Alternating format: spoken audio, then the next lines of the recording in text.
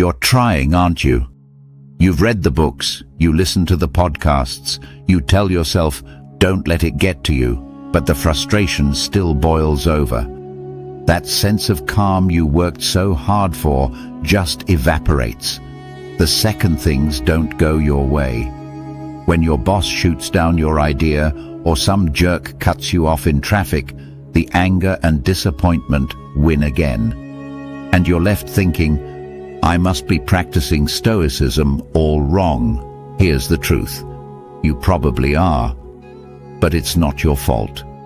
You've likely been taught to build a wall against your emotions when the real secret to unshakable tranquility is something else entirely. It's a simple shift in perspective that separates the fake, fragile Stoic from the truly resilient one. And it changes everything. Let's be honest about the popular image of a Stoic. It's a person who is tough, unbothered, maybe even a little cold. This is the caricature of modern Stoicism, a kind of bro-icism, where the goal is to show no weakness, to feel no pain. It's a mask of indifference. You wear this mask, believing that if you just pretend not to care, you eventually won't. I call this performance stoicism. You're just playing the part of an unbothered person. You stand there, stone-faced, while inside you're silently seething. You tell yourself, this doesn't bother me, but your jaw is clenched and your heart is racing. Here's the problem. This isn't just ineffective, it's a recipe for misery. Suppressing your emotions is like trying to hold a beach ball underwater. You can do it for a while, sure, but it takes immense effort. The moment you get distracted, that ball is going to shoot to the surface with even more force. This is why you feel that familiar, soul-crushing frustration. You spend all your energy pretending you're a stone, and the second a crack appears, you feel like a total failure. This popular misconception that Stoicism is about suppressing emotion is one of the single biggest hurdles people face in their practice. They believe the goal is to become an emotionless robot, and when they inevitably fail, they conclude that Stoicism doesn't work, or that they aren't strong enough. But the ancient Stoics never advocated for this.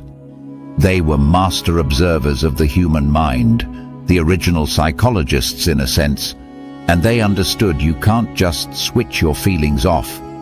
The real practice is far more subtle and far more powerful.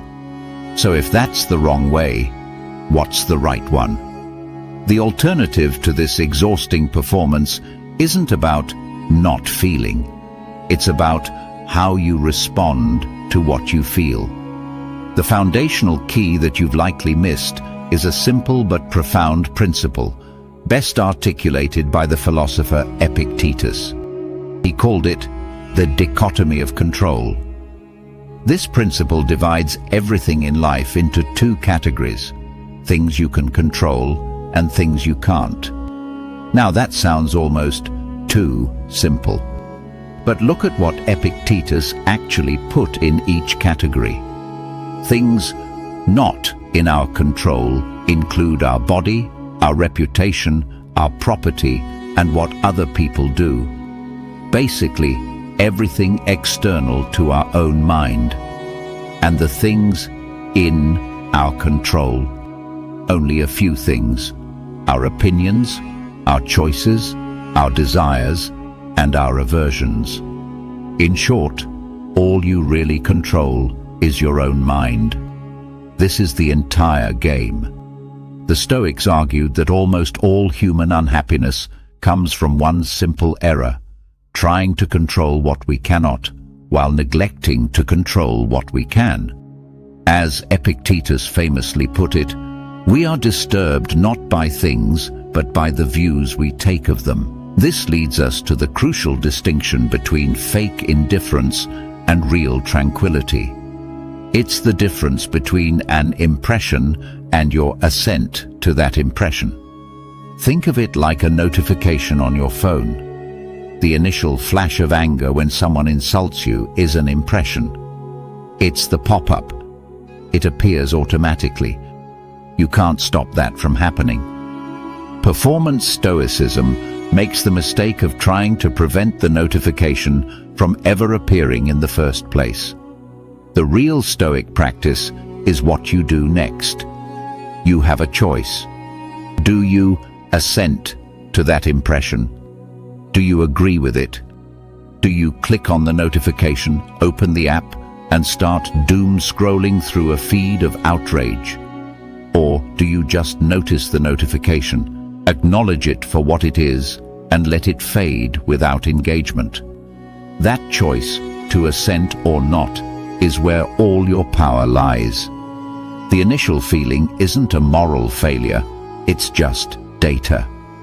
The failure is choosing to agree with a destructive judgment about that data. A judgment like, "This is a catastrophe," or "That person has ruined my day."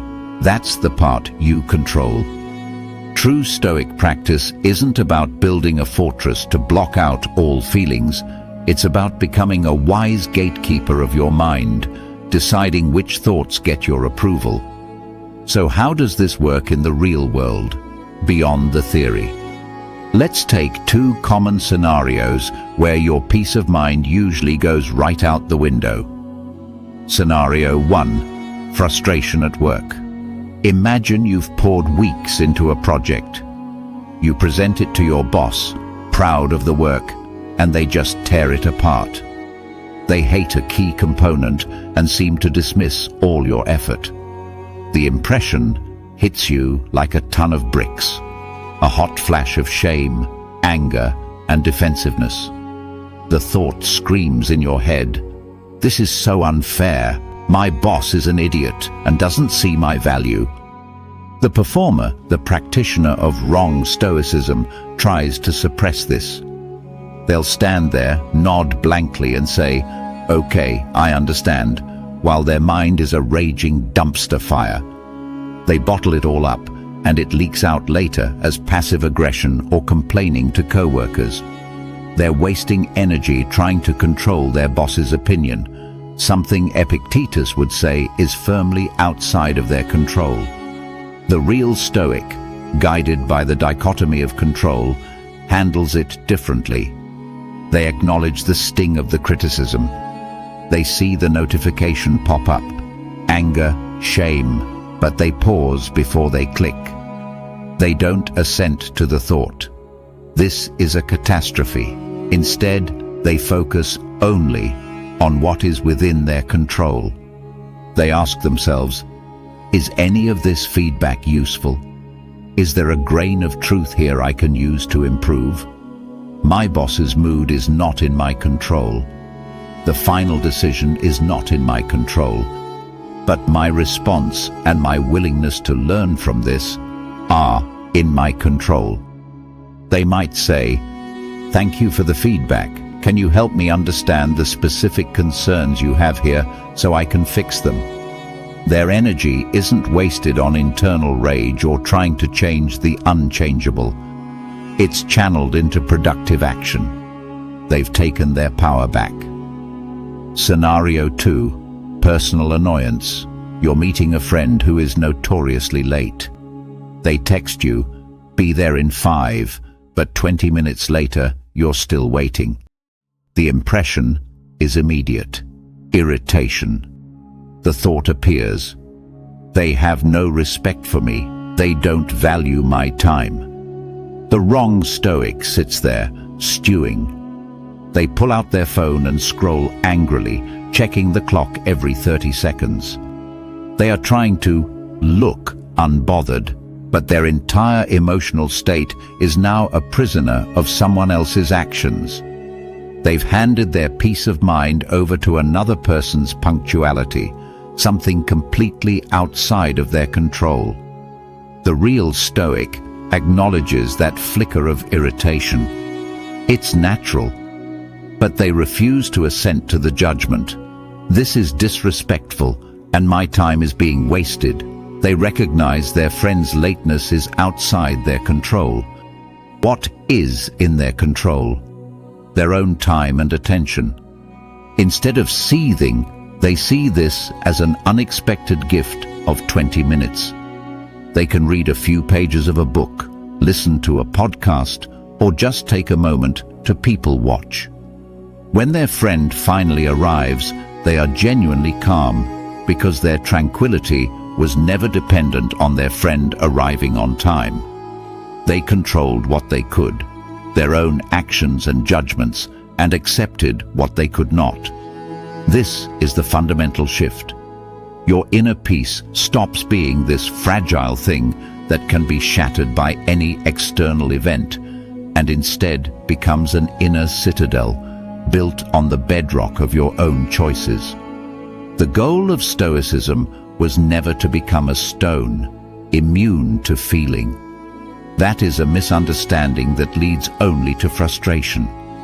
The true goal is to become a wise gatekeeper of your mind, to replace destructive passions with rational, healthy emotions like joy and goodwill, what the Stoics called eupatheiai. It's about understanding that while you don't control what happens to you, you have absolute power over how you respond to it. Freedom, as Epictetus taught, isn't about ignoring the world. It's won by placing value only on what is up to us. So, stop trying to be unbothered and start practicing wise non-assent. Stop building that fragile wall of indifference and start cultivating the indestructible freedom of your own mind. Here's a practical step. For the next week, don't try to change your feelings. Just practice noticing the gap between an initial feeling, that impression, and your choice to agree with it. Just notice the space. That space is where your freedom lives. That is the first real step toward unshakable tranquility.